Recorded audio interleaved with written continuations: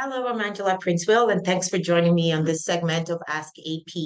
The question I'll be answering today says, I'm preparing an offer to settle. Do you have any tips for me?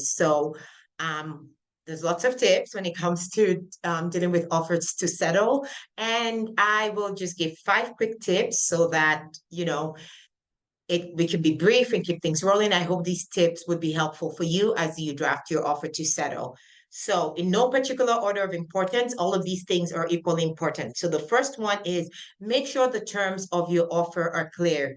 Read it, reread it, make sure that you're not mixing up the parties. If you're the applicant, make sure that's how you're referring to yourself. You're better off even using first names if you find using applicant respondent confusing. Obviously, I'm saying applicant respondent if you're in court, you can also always put forward an offer to settle, of course, even if you're not yet in litigation. But I notice a lot of times the expression we would use in those instances would be settlement proposal. So I'm guessing if you're saying offer to settle, that this is a court process. So do make sure that the terms of the offer you're putting forward are clear so that when it's accepted, you're not having to deal with ambiguities, right? And you both, the other party knows what they're accepting. And once it's accepted, then your case is over because that's generally the point of offers to bring some kind of end to an issue. So first thing to remember, or one thing to remember is to make sure you read and reread, make sure it's clear. Try to make sure that your offer is some sort of compromise. And I find that a lot of times when I'm drafting offer to settle on behalf of clients, they use the offer to settle as a way of asking for exactly everything that they wanted. Then it's not really an offer, right? Then, if so, an example is if you wanted $10 in support, for example. Okay, fine, that's way too low. No one's asking for that. But let's say you wanted $1,000 in support and you're making an offer to settle. And if it's spousal support and the $1,000, for example, was based on the high end, well, maybe say $800, right? It might be more than what the mid range is saying, but it's not quite the high range. Then there's an incentive for it to be accepted. There's another angle to that as well, because beyond the other party actually accepting it and bringing an end to the matter, if you proceed to trial and you're actually successful and the judge orders the support of $1,000 on the high range, then because you put in an offer where you compromise, you're more likely to get a greater portion of your costs back. So, but that's completely different subject on the strategies behind offers to settle. But a tip for you is try to make a compromise in something. See where you can give. See what's your best or the least you can accept in on any particular issue, and put that in your offer. And just hopefully you can get a deal that way.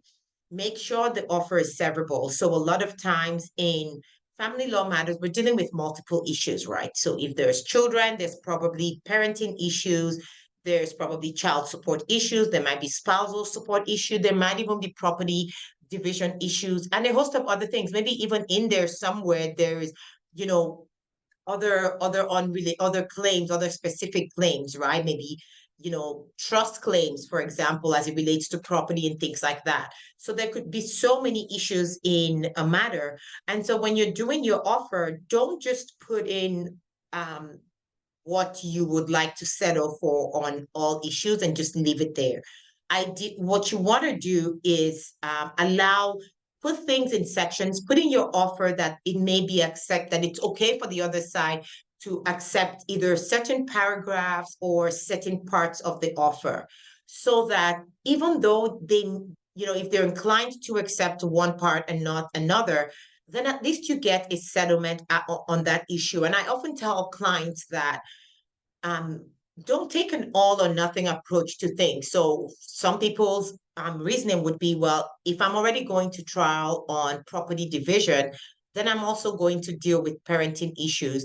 But I mean, I can see the logic in that, absolutely. But the challenge with that is you may be looking at the difference between a 3-day trial versus a 2-week trial, because if you're dealing with all the parenting issues and maybe the number of witnesses that have to be called, that sort of thing, it might have been worth it if there was a compromise to be had on parenting to make that compromise.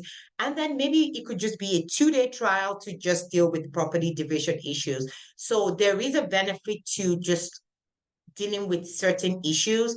And a lot of times that's people's intentions, but when they draft the offer, when if you without stating specifically in the offer that it's severable, it just then it's considered non-severable. That means the person either accepts everything or nothing. So if that's not your intention, and I strongly advise that where possible, try to allow for the offer to be severable, then just make sure you make it clear, like, just simple language, like you can accept parts of this offer. You don't have to accept everything. Whatever parts are accepted, will be entered into an order, and then the parties can continue with, the other issues. So make it severable, but be very careful with when you do that, because I'm going to give an example. If, say, two paragraphs, for example, are connected, and you don't want somebody accepting, you might say, okay, if you agree to pay, you would pay spousal support of $1,000 a month. And then the next line might say, there is no retroactive spousal support owing. The idea in drafting the offer may be that, okay, if I get the $1,000 a month I'm asking now, then I don't, I'm okay with letting go whatever amount was owed to me retroactively. If you make it severable and you leave them as two separate statements, the other party can accept that there is no retroactive spousal support, but then still owe you ongoing support. So they don't accept the $1,000 a month, and then they accept the no spousal support arrears. So you've kind of lost out that way, and they've accepted the offer, and now you're kind of stuck with that. I mean, could there be ways you could argue out of it? Maybe, maybe not, but it's a very bad position to be in. So be very careful when you're drafting severable offers. The other thing is, so that's number two. Number three is your offer can be on all issues or some issues. So if you have, say, all the issues I mentioned, and maybe you just want to deal with support only, don't feel pressure to put forward an offer on all issues. It's okay to put forward an offer on only one issue or two issues, and then the rest you can put forward an offer later. Because oftentimes, say, you might know the arrangement you want for the children when it comes to parenting, but when it comes to dealing with property division, you might be waiting on valuations for assets and things like that. So if you think you have an offer that would be reasonable to put forward, or you want finality on that issue, then it's okay for your offer to be on just that issue, and while other issues remain outstanding. Number four, if your offer is open for up until, oh, actually, that's number five. So I already said four things. Number five is if your offer is open for acceptance only up until a certain time, remember to put that in. So what do I mean by that? Sometimes, you're putting forward an offer to avoid maybe attending a particular event in court, for example. And so if the other side isn't accepting, maybe you want to withdraw your offer. So, or you maybe want to say motion, for example. If you have a motion coming up at the end of the month and you want to avoid attending the motion completely, and that's why you've put forward such a reasonable offer, maybe you even want to avoid the time and expense of drafting motion materials, you may decide, okay, my materials are due in a few days. I'm just going to put forward an offer to settle, and I want this to be accepted within 5 days, right? Or within 3 days, whatever the time frame is. But you have to make sure you write that in the offer so that it's clear when your offer is no longer open for acceptance. Because in that, if that's your motivation for putting forward the offer, the last thing you want is to wait until the last, is to have it just open for acceptance, and then you're there at the motion and the other party now accepts it after putting you through all of the time and expense, which is what you were trying to avoid in the first place. If you're fine to have the offer open, I do that sometimes, where I say this offer is open for acceptance until withdrawn. So in that case, I just leave it open. You can accept it. Obviously, if I'm doing that, that means I've factored in cost consequences and all of that into the way I've built the offer. So I can leave it open for acceptance whenever. And then if circumstances change, I'm aware that I have an offer out there. The first thing I'll do is write a letter withdrawing that offer in writing. So I'm going to recap now. First thing, make sure that the terms of your offer are clear. So read it properly, make sure it's not, paragraph number 1 is not contradicting paragraph number 3. Write in clear, concise language. Make sure the parties are identified correctly. Where possible, make sure you make your offer severable. It is better for you to settle some issues if you can't settle all. And if it's also great strategy for when you're dealing with costs down the road. So do try to make your offer as severable where possible, but be very careful as well to make sure that you draft it properly so that the party does not take advantage of some terms of the offer while leaving the most important things out.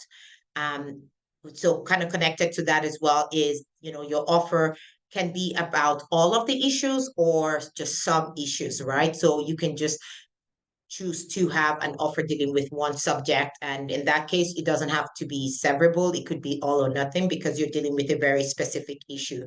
Ideally, if you can, possibly end your case as a whole, then you'll be looking at making an offer on all the issues. But anyhow, number 4, note that note that your offer should be a compromise of some sort. So ideally, don't just make it a repeat of what you're asking the court for. You want to, and this is also for strategic reason. It's again, remember, I know I talked on this earlier, make sure if you compromise and you end up going to trial and you do better than your offer, then it really helps you with securing costs. But for me, trial aside, the best part is if you can compromise a little bit and get your matter settled now, it may save you a lot. And the savings that you get, not having to spend a lot on legal fees, not having to, put in the mental energy if you have to leave work, things like that. Not having to deal with that is a huge benefit in and of itself, and it's a cost you have to consider. So yes, you might take $2,000 less than you could have, but when you look at everything you're saving, in terms of your time, legal fees, all of that stuff, you might be looking at a gain of $5,000 to yourself. So do think about that and try to factor that into the offer. And then if your offer is open for acceptance until a specific time, do make sure that you put that in writing in the offer so that there's no confusion and someone's not accepting your offer when you no longer want it to be accepted. So those are my 5 tips for you, and I hope you find them helpful. And until next time, it's bye for now.